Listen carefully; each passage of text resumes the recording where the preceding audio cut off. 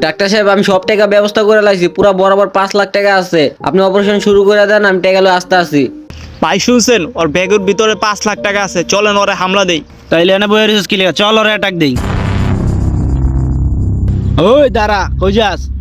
Bag sir, bag দে। ভাই আপনারা কারা ভাই? ব্যাগ দিমু কা ভাই? ব্যাগ দে, বাইর করমু, বাইর করমু। ভাই কি ভাই করবেন? ওই তুই ব্যাগ লস না কেন লেগা? ওই বেটা তোরে ভরে দিমু দিমু। ভাই আমার ব্যাগ নিয়েন না এই ভাই, বেটা, আপনার হরেন পা দে, দুটা ধরি আচ্ছা। ভাই। এদি আমার মার অপারেশন লাগা ভাই, টাকা নিয়েন না ভাই।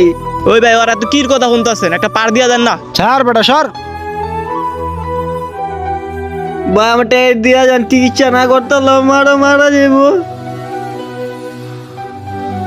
আল্লাহ আমার টাকাগুলো আমার কাছে ফিরে দেন, নাই তো আমার মা চিকিৎসার অভাবে মারা যাবো।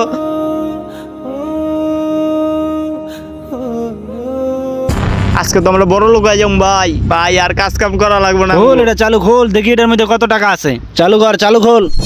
আয় হ্যাঁ ভাই, এটি দি পাতা। কি রে এডি কি টাকা কই? তুই কি ভুল শুনলি? না ভাই, আমি তো নিজের কানেই হলাম, ব্যাগের ভিতরে 5 লাখ টাকা আছে। যা বেটা, তুই আজকাল কান কম মনস। এ ব্যাগ আলা, চল। এখন আমি কি করবো, কই পাইমু আবার 5 লাখ টাকা? কি রে ওটা আমার ব্যাগটার মতন দেওয়া যায় না? যায় দেই তো।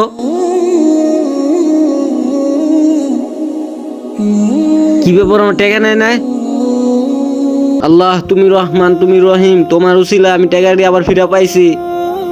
টাকা দিলে চাল চাল যাই, আমার মা চিকিৎসা করতার মুজা।